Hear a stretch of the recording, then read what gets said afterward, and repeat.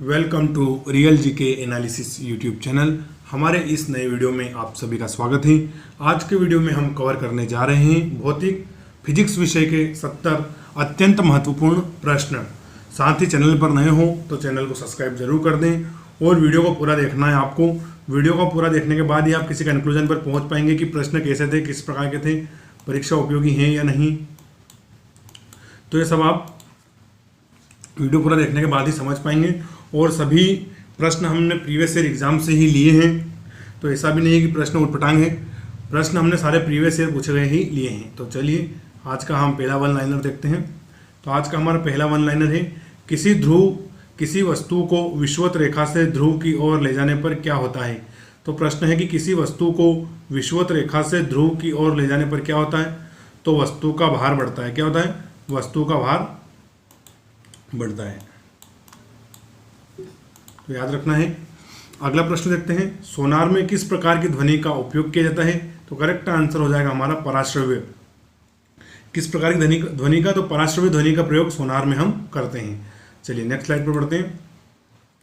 प्रश्न है कि सदिश राशि का परिणाम कभी भी नहीं हो सकता। तो हो जाएगा ऋणात्मक, यानी कि जो भी सदिश राशि रहती है उनका परिमाण कभी भी ऋणात्मक नहीं हो सकता। अगला प्रश्न है कि माइक्रोफोन करता है तो यह ध्वनि ऊर्जा को विद्युत ऊर्जा में बदलता है। क्या करता है? ध्वनि ऊर्जा को विद्युत ऊर्जा में बदलता है माइक्रोफोन। नेक्स्ट स्लाइड देखते हैं। यदि लेंस के आधे भाग को काले रंग से रंग दिया जाए तो उत्तर हो जाएगा प्रतिबिंब का आकार वही होगा। यानी कि कोई एक लेंस है, उसको हम आधे भाग को काले रंग से रंग दें और फिर उस पर प्रतिबिंब डालें तो प्रतिबिंब उसी आकार का होगा। अगला प्रश्न है, एक समान वृत्तीय गति में गति की दिशा नहीं बदलती है। जो एक समान वृत्तीय गति होती है उसमें गति की दिशा नहीं बदलती है। आगे बढ़ते हैं। निर्वात में मुक्त रूप से गिर रहे सभी वस्तुओं का, तो करेक्ट आंसर हो जाएगा त्वरण समान रहता है। अगला प्रश्न है, ओडोमीटर मापता है, तो करेक्ट आंसर हो जाएगा दूरी को। दोस्तों एक ऐसा प्रश्न है जिसको मैंने एसएससी में, आर्मी क्लर्क टेक्निकल में और जितने भी प्रीवियस एग्जाम हैं सभी में लगभग देखा है।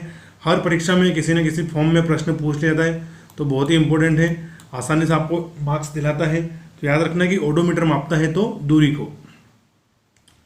नेक्स्ट स्लाइड है, गुरुत्वाकर्षण नियम का प्रतिपादन किसने किया था। तो करेक्ट आंसर हो जाएगा न्यूटन ने। किसने? न्यूटन ने।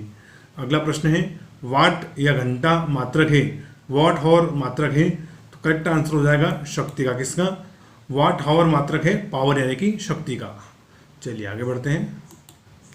प्रश्न है कि रॉकेट की गति आधारित होती है न्यूटन के किस नियम पर। तो वो होती है गति के तीसरे नियम पर।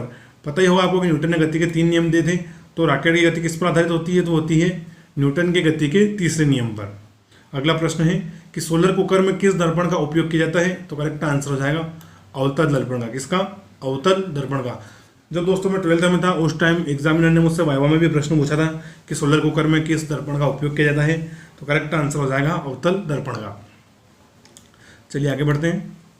भारत में घरेलू उपयोग के लिए विद्युत आपूर्ति होती है या विद्युत आपूर्ति की जाती है। तो जो विद्युत आती है हमारे घरों में वो 220 वाट की होती है और 50 हर्ट्ज पर आती है। तो करेक्ट आंसर हो जाएगा 220 वाट 50 हर्ट्ज पर। अगला प्रश्न होगा, ध्वनि का वेग सबसे कम होता है, तो वह है गैस में। गैसों में ध्वनि का वेग सबसे कम होता है। चलिए आगे बढ़ते हैं। प्रश्न है कि बल्ब में टंगस्टन धातु का उपयोग किया जाता है क्योंकि टंगस्टन की, तो हमारा आंसर हो जाएगा प्रतिरोधकता कम एवं गलनांक अधिक होता है। तो यही कारण है कि बल्ब के जो फिलामेंट होता है बीच में उसमें टंगस्टन का इस्तेमाल किया जाता है क्योंकि टंगस्टन की प्रतिरोधकता कम और गलनांक अधिक होता है। चलिए अगला प्रश्न देखते हैं। फ्यूज विद्युत परिपथ में जोड़ा जाता है। जो फ्यूज होते हैं वे विद्युत परिपथ में किस प्रकार जोड़े जाते हैं। तो करेक्ट आंसर हो जाएगा श्रेणी क्रम में। किसमें? श्रेणी क्रम में। चलिए नेक्स्ट स्लाइड है, समतल दर्पण की फोकस दूरी का मान होता है। तो करेक्ट आंसर हो जाएगा अनंत। क्या हो जाएगा? अनंत। अगला प्रश्न है, गुरुत्वाकर्षण नियतांक जिसे हम जी से भी प्रेजेंट करते हैं का मान सर्वप्रथम किसने ज्ञात किया था। गुरुत्वाकर्षण नियतांक, ये स्मॉल जी आएगा, इसको हम छोटे जी से प्रेजेंट करते हैं। तो गुरुत्वाकर्षण नियतांक का मान सर्वप्रथम किसने ज्ञात किया था। तो करेक्ट आंसर हो जाएगा केवेंडिश ने। किसने? केवेंडिश ने। चलिए आगे बढ़ते हैं। प्रश्न है कि मापन की एसआई प्रणाली को किस वर्ष में लागू किया गया था। तो करेक्ट आंसर हो जाएगा 1971 में। कब? जो भी मापने की सिस्टम ऑफ इंटरनेशनल प्रणाली है इसका प्रयोग या इसको सर्वप्रथम लागू 1971 में किया गया था। अगला प्रश्न है जल का क्वथनांक होता है, तो जो जल का क्वथनांक होता है वो जल की खुली सतह के ऊपर दाब पर निर्भर करता है। यानी कि जल का आपको क्वथनांक लेना है तो जल की जो खुली सतह होती है उसके ऊपर जो दाब पड़ता है उस पर जल का क्वथनांक निर्भर करता है। चलिए आगे बढ़ते हैं। ऊष्मा संचरण की किस विधि में माध्यम के कण गति नहीं करते हैं? तो करेक्ट आंसर हो जाएगा चालन। क्या हो जाएगा? चालन। क्योंकि दोस्तों आपको पता ही होगा कि ऊष्मा संचरण की 3 विधियां हैं, चालन, विकिरण और संवहन। तो उसमें से प्रश्न पूछा है कि ऊष्मा संचरण की किस विधि में माध्यम के कण गति नहीं करते हैं? तो करेक्ट आंसर हो जाएगा चालन में। अगला प्रश्न है द्रव्यमान ऊर्जा समीकरण E बराबर mc² में C क्या है? बहुत ही इंपोर्टेंट है ये E बराबर mc²। तो इसमें C क्या है? तो इसमें C हो जाएगा प्रकाश का वेग। क्या हो जाएगा? प्रकाश का वेग। एक बहुत ही प्रसिद्ध समीकरण है ये। तो द्रव्यमान ऊर्जा समीकरण E बराबर mc² में C क्या है? तो C हो जाएगा प्रकाश का वेग। चलिए आगे बढ़ते हैं। प्रश्न है कि द्वितीयक इंद्रधनुष में सबसे भारी रंग कौन सा होता है? तो करेक्ट आंसर हो जाएगा बैंगनी। क्या हो जाएगा? बैंगनी। आपको पता है दोस्तों इंद्रधनुष भी 2 प्रकार के बनते हैं, एक प्राथमिक बनता है और एक द्वितीयक बनता है। तो उसी से प्रश्न है कि द्वितीयक इंद्रधनुष में सबसे भारी रंग कौन सा होता है? तो करेक्ट आंसर हो जाएगा बैंगनी। चलिए अगला प्रश्न देखते हैं। गुरुत्वीय त्वरण की इकाई क्या होती है? यानी कि जो गुरुत्वीय त्वरण है उसकी इकाई क्या होती है? तो हो जाएगा मीटर बटा सेकंड स्क्वायर। क्या हो जाएगा? मीटर बटा सेकंड स्क्वायर। ये इसकी गुरुत्वीय त्वरण की इकाई होती है। और जो ये प्रश्न है ये पूछा गया है टेक्निकल में, आर्मी टेक्निकल का प्रश्न है ये। चलिए आगे बढ़ते हैं। प्रश्न है कि मूल मात्रकों की संख्या है? तो करेक्ट आंसर हो जाएगा 6। कौन कितनी? 6। अगला प्रश्न है लेंस में कितने मुख्य फोकस होते हैं? तो हमारा करेक्ट आंसर हो जाएगा 2। तो लेंस में कितने मुख्य फोकस होते हैं? तो करेक्ट आंसर 2। और मूल मात्रकों की संख्या तो 6। चलिए नेक्स्ट स्लाइड की ओर बढ़ते हैं। प्रश्न है कि किसी निश्चित समय में कुल प्रवाहित धारा की मात्रा को कहते हैं? अगेन आपको रिपीट कर दूं, किसी निश्चित समय में कुल प्रवाहित धारा की मात्रा को कहते हैं? तो करेक्ट आंसर हो जाएगा आवेश। क्या बोलते हैं उसको? आवेश बोलते हैं। चलिए अगला प्रश्न देखें। चुंबक का आकर्षण बल अधिकतम होता है? तो करेक्ट आंसर हो जाएगा चुंबक के ध्रुवों पर। तो जो चुंबक में आकर्षण बल होता है वो चुंबक के ध्रुवों पर सबसे अधिक होता है। इसीलिए जब हम 2 चुंबक को आपस में उनके ध्रुव चिपकाते हैं तो तेजी से एक दूसरे से टच हो जाते हैं। चलिए आगे बढ़ते हैं। प्रकाश विद्युत प्रभाव का सर्वप्रथम किसने बताया था? यानी कि प्रकाश विद्युत प्रभाव के बारे में सर्वप्रथम किसने बताया था या इनका अध्ययन सर्वप्रथम किसने किया था? तो करेक्ट आंसर हो जाएगा आइंस्टीन ने। किसने? साइंटिस्ट थे ये, आइंटिस्ट फेमस साइंटिस्ट थे जिनका नाम था आइंस्टीन। तो इन्होंने ही सबसे पहले प्रकाश विद्युत प्रभाव के बारे में बताया था। चलिए अगला प्रश्न देखते हैं। सिलिकॉन एक है तो ये क्या है? एक अर्धचालक। यानी कि सिलिकॉन इज अ सेमीकंडक्टर। क्या है? ये एक सेमीकंडक्टर है। चलिए आगे बढ़ते हैं। अगला प्रश्न देखते हैं। जब किसी वस्तु को गर्म किया जाता है तो उसके अणुओं की आंतरिक ऊर्जा बढ़ जाती है। क्या हो जाता है? उसके अणुओं की आंतरिक ऊर्जा बढ़ जाती है। तो जब किसी वस्तु को गर्म किया जाता है तो उसके अणुओं की आंतरिक ऊर्जा बढ़ जाती है। चलिए अगला प्रश्न देखते हैं। लेसर किरणें होती हैं तो एक वर्णी, दिशात्मक और कला संबंध, ये तीनों लेसर किरणों की विशेषताएं हैं। तो लेसर किरणें कैसी होती हैं? तो एक वर्णी होती है, दिशात्मक होती है और साथ ही कला संबंध होती है। चलिए आगे बढ़ते हैं। प्रश्न है कि यूरेनियम विखंडन की प्रक्रिया जारी रखने के लिए किस कण की आवश्यकता होती है? तो होती है न्यूट्रॉन की। किसकी? न्यूट्रॉन की। रिपीट कर देता हूं कि यूरेनियम विखंडन की प्रक्रिया जारी रखने के लिए किस कण की आवश्यकता होती है? तो करेक्ट आंसर हो जाएगा न्यूट्रॉन की। चलिए अगला प्रश्न देखते हैं। किस वर्ण में सर्वाधिक ऊर्जा होती है? तो करेक्ट आंसर हो जाएगा नीले रंग में। जो नीला वर्ण यानी कि रंग, तो जो नीला रंग होता है उसमें सर्वाधिक ऊर्जा होती है। दोस्तों वीडियो को अपने अधिक से अधिक दोस्तों के साथ शेयर जरूर करना है और अगर आप वीडियो में यहाँ तक आ गए हैं तो आपको वीडियो भी पूरा देखना है। चलिए आगे बढ़ते हैं। वर्षा की बूंदें गोलाकार होती हैं तो करेक्ट आंसर हो जाएगा पृष्ठ तनाव के कारण। किसके कारण? पृष्ठ तनाव के कारण वर्षा की बूंदें गोलाकार होती हैं। अगला प्रश्न है। प्रेशर कुकर में खाना जल्दी पक जाता है क्योंकि पानी का जो क्वथनांक होता है वो बढ़ जाता है। तो प्रेशर कुकर में खाना जल्दी पक जाता है क्योंकि पानी का क्वथनांक बढ़ जाता है। और ये प्रश्न मैंने लिया है एसएससी के सीजीएल पेपर से। किससे? सीजीएल के पेपर से। चलिए आगे बढ़ते हैं। प्रश्न है कि रंगीन टीवी में कौन कौन से रंग उपयोग में लाए जाते हैं? तो करेक्ट आंसर हो जाएगा नीला, हरा और लाल। क्या क्या हो जाएंगे? नीला, हरा और लाल, इन तीनों कलर को रंगीन टीवी में प्रयोग किया जाता है। चलिए अगला प्रश्न देखते हैं। माध्यम का दाब बढ़ने से प्रकाश का वेग अपरिवर्तित रहता है। यानी कि जो माध्यम का दाब बढ़ जाता है फिर भी प्रकाश का वेग क्या होता है? तो वो होता है अपरिवर्तित। तो माध्यम का दाब बढ़ने से प्रकाश का वेग अपरिवर्तित रहता है। चलिए आगे बढ़ते हैं। डायोड से कितनी दिशा में धारा जा सकती है? तो करेक्ट आंसर हो जाएगा केवल एक दिशा में। किससे? केवल एक दिशा में। तो डायोड से केवल एक दिशा में ही धारा जा सकती है। अगला प्रश्न है कि ऑप्टिकल फाइबर का उपयोग किया जाता है। तो करेक्ट आंसर हो जाएगा संचार में। किसमें? संचार में। और जो भी हमें इंटरनेट मिलता है वो मोस्टली ऑप्टिकल फाइबर से ही मिलता है। चलिए आगे बढ़ते हैं। नेक्स्ट प्रश्न है हमारा कि सरल लोलक को पहाड़ पर ले जाने से आवर्तकाल, तो उसका आवर्तकाल बढ़ जाता है। यानी कि जब हम किसी सरल लोलक को पहाड़ पर ले जाएंगे तो उसका आवर्तकाल बढ़ जाएगा। नेक्स्ट क्वेश्चन है जड़त्व का गुण। तो आंसर हो जाएगा प्रत्येक वस्तु में होता है। यानी कि जड़त्व एक ऐसी चीज है जो प्रत्येक वस्तु में होती है। तो याद रखना है कि जड़त्व का गुण प्रत्येक वस्तु में होता है। चलिए आगे बढ़ते हैं। पृथ्वी के लिए पलायन वेग कक्षीय वेग से कितना अधिक होता है? तो करेक्ट आंसर हो जाएगा 41%। क्या हो जाएगा? 41%। और ये प्रश्न आया था सेल की परीक्षा यानी कि स्टील अथॉरिटी ऑफ इंडिया के पेपर से मैंने लिया है कि पृथ्वी के लिए पलायन वेग कक्षीय वेग से कितना अधिक हो जाता है? तो करेक्ट आंसर हो जाएगा 41%। चलिए अगला प्रश्न देखते हैं। ध्वनि प्रदूषण मापा जाता है तो डेसिबल में। वेरी इंपॉर्टेंट और बहुत ही सरल प्रश्न है, लगभग सभी को पता ही होगा कि ध्वनि प्रदूषण मापा जाता है तो डेसिबल में। चलिए आगे बढ़ते हैं। प्रश्न है कि केपलर ने ग्रहों की गति संबंधी कितने नियम दिए थे? तो केपलर महोदय ने तीन नियम दिए थे। कितने? 3। तो केपलर की ग्रहों संबंधी नियम कितने हैं? 3। चलिए अगला प्रश्न देखते हैं। सेल्सियस इकाई है या सेल्सियस? तो करेक्ट आंसर हो जाएगा ताप की, यानी कि टेम्परेचर की इकाई है कौन सी? सेल्सियस। चलिए आगे बढ़ते हैं। प्रश्न है कि एंगस्ट्रॉम से क्या नापा जाता है? तो एंगस्ट्रॉम से नापा जाता है तरंग दैर्घ्य। क्या नापा जाता है? तरंग दैर्घ्य। और एंगस्ट्रॉम को दर्शाते कैसे हैं? तो एक इस प्रकार से ए बनाते हैं और इसके ऊपर एक बिंदु बना देते हैं, तो ये हो जाता है एंगस्ट्रॉम। क्या हो जाता है? एंगस्ट्रॉम। तो ये सिंबल हो गया है एंगस्ट्रॉम का। तो एंगस्ट्रॉम से क्या नापा जाता है? तो तरंग दैर्घ्य। अगला प्रश्न है कि कांच होता है, तो कांच क्या होता है? भंगुर होता है। क्या होता है? भंगुर। तो याद रखना है कांच भंगुर होता है। चलिए आगे बढ़ते हैं।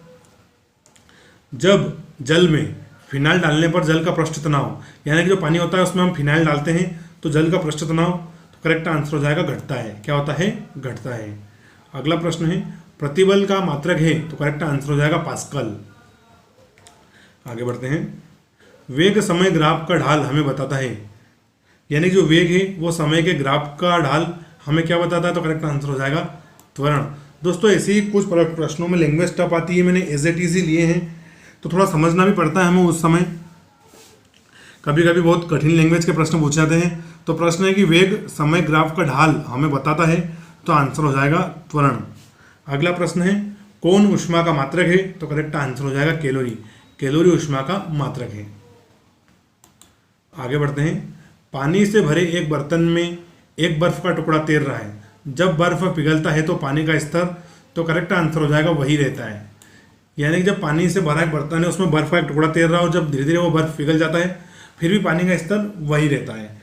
ऐसा नहीं होगा बर्फ पिघल जाएगा तो फिर बर्तन से पानी बाहर ढूंढने लग जाएगा। चलिए अगला प्रश्न देखते हैं। वाट किसके बराबर है? तो करेक्ट आंसर हो जाएगा वोल्ट गुणित एम्पियर। ये इसका सिंबल है ना, क्रॉस गुणित का।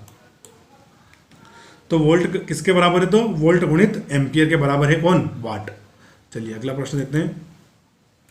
पवन विद्युत जनित्र में पवन की चाल कम से कम होनी चाहिए, तो करेक्ट आंसर हो जाएगा 15 किलोमीटर प्रति घंटा। आपने देखी होगी जो पवन चक्कियाँ होती हैं जो मोस्टली पहाड़ों पर पठारों पर लगाई जाती हैं, तो उसके लिए हवा की मिनिमम गति कितनी रखी गई है? तो रखी गई है 15 किलोमीटर प्रति घंटा। और एक रिन्यूएबल एनर्जी का सोर्स है।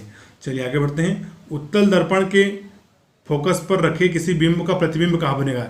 यानी कि जो उत्तल दर्पण है उसके फोकस पर एक बिंब रखा है तो उसका प्रतिबिंब कहाँ बनेगा? तो बनेगा अनंत पर। कहाँ पर? अनंत पर। चलिए आगे बढ़ते हैं। भूतार, क्या लिखा है प्रश्न में? भूतार सामान्यतः किस रंग के पदार्थ से ढका रहता है? तो करेक्ट आंसर हो जाएगा हरे रंग से। किससे? हरे रंग से। अगला प्रश्न देखते हैं। गतिशील आवेश भी चुंबकीय क्षेत्र उत्पन्न करता है। सर्वप्रथम किसने बताया था? तो बताया था ऑस्ट्रेड ने। कौन सा वैज्ञानिक? ऑस्ट्रेड ने बताया था कि गतिशील आवेश में भी चुंबकीय क्षेत्र उत्पन्न करते हैं। चलिए आगे बढ़ते हैं। प्रश्न है कि चुंबकीय क्षेत्र रेखा के किसी बिंदु पर खींची गई स्पर्श रेखा उस बिंदु पर बताता है, तो बताता है क्षेत्र की दिशा। क्या बताता है? क्षेत्र की दिशा। अगला प्रश्न है, यदि आवर्धन मान ऋणात्मक हो तो प्रतिबिंब की प्रकृति कैसी होगी? तो वास्तविक और उल्टी। क्या होगी? वास्तविक और उल्टी। चलिए आगे बढ़ते हैं। प्रश्न है कि चुंबकीय क्षेत्र में धारावाही चालक पर लगने वाले बल की दिशा का पता चलता है, तो पता चलता है हमें फ्लेमिंग के बाएं हाथ के नियम से। किससे? फ्लेमिंग के बाएं हाथ के नियम से। आपको पता होगा कि फ्लेमिंग ने 2 हाथ के नियम दिए थे, बाएं हाथ और दाएं हाथ। चलिए अगला प्रश्न देखते हैं। पानी से भरी बाल्टी की गहराई कम मालूम पड़ती है, ऐसा प्रकाश की किस घटना कारण होता है? तो आपने देखा होगा जो पानी से भरी बाल्टी में हम देखते हैं तो हमें उथली हुई नजर आती है, तो उसी का प्रश्न है कि पानी से भरी बाल्टी की गहराई कम मालूम पड़ती है, ऐसा प्रकाश की किस घटना कारण होता है? तो करेक्ट आंसर हो जाएगा अपवर्तन के कारण। किसके कारण? अपवर्तन के कारण। चलिए अगला प्रश्न देखते हैं। यदि एक वस्तु स्थिर चाल से गतिमान है तो वस्तु की दूरी समय ग्राफ होगा, तो एक सरल रेखा में। अगेन रिपीट कर देता हूँ कि यदि एक वस्तु स्थिर चाल से गतिमान है तो जो वस्तु की दूरी है उसका समय ग्राफ कैसा होगा? तो एक सरल रेखा में होगा। चलिए अगला प्रश्न देखते हैं। एक वस्तु किसी द्रव में तैर रहा है तो उत्प्लावन बल भार के बराबर, यानी जो वस्तु का भार है उसके बराबर ही उत्प्लावन बल लगेगा। चलिए आगे बढ़ते हैं। ऊर्जा संरक्षण का अर्थ है, तो ये तो बहुत इजी हो जाएगा और इम्पोर्टेंट भी है। तो ऊर्जा संरक्षण का अर्थ है कि ऊर्जा को ना तो उत्पन्न किया जा सकता है और न ही इसका विनाश यानी कि इसको नष्ट किया जा सकता है। चलिए अगला प्रश्न देखते हैं। फ्यूज के तार की, जो फ्यूज होते हैं उनके तार की प्रतिरोधकता अधिक और गलनांक कम होना चाहिए। क्या होना चाहिए? तो अगर हमें आदर्श फ्यूज के तार देखने हैं तो वही तार देखना है जिसकी प्रतिरोधकता अधिक हो और गलनांक कम हो। चलिए नेक्स्ट स्लाइड की ओर गमन करते हैं। प्रश्न देखते हैं कि सघन माध्यम से विरल माध्यम में प्रकाश किरणों के जाने पर, यानी जो सघन माध्यम से विरल माध्यम में प्रकाश किरणें जाती हैं तो उससे उनका परावर्तन कोण आपतन कोण से अधिक हो जाता है। तो क्या करेक्ट आंसर हो जाएगा? परावर्तन कोण आपतन कोण से अधिक होगा। चलिए अगला प्रश्न देखते हैं। 2 दर्पण एक दूसरे के लंबवत रखे गए हैं, एक वस्तु दर्पण के बीच में रखा जाए तो वस्तु पर कितने प्रतिबिंब बनेंगे? तो करेक्ट आंसर हो जाएगा 3।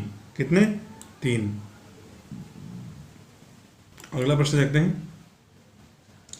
किसी वस्तु का पृथ्वी पर द्रव्यमान 18 किलोग्राम है तो चंद्रमा पर इस वस्तु का रिपीट करता हूं। किसी वस्तु का पृथ्वी पर द्रव्यमान 18 किलोग्राम है तो चंद्रमा पर इसी वस्तु का द्रव्यमान होगा, तो एज इट इज होगा, यानी 18 किलोग्राम है। कितना? 18 किलोग्राम ही। अगला प्रश्न है। संवेग में परिवर्तन किसके बराबर होता है? तो होता है आवेग के बराबर। किसके बराबर? आवेग के बराबर। अगला प्रश्न देखते हैं। किसी चालक में प्रवाहित धारा का मान निर्भर करता है तो सिरों के बीच विभवांतर पर तथा चालक के प्रतिरोध पर। चलिए एक बार पढ़ के सुनाता हूं कि किसी चालक में प्रवाहित धारा का मान निर्भर करता है तो सिरों के बीच विभवांतर पर और चालक के प्रतिरोध पर। चलिए अगला प्रश्न देखते हैं। 2 डिग्री सेंटीग्रेड से 6 डिग्री सेंटीग्रेड ले जाने पर पानी का घनत्व तो पहले बढ़ता है और फिर घटता है, यानी कि पहले पानी का घनत्व बढ़ेगा और फिर घटेगा।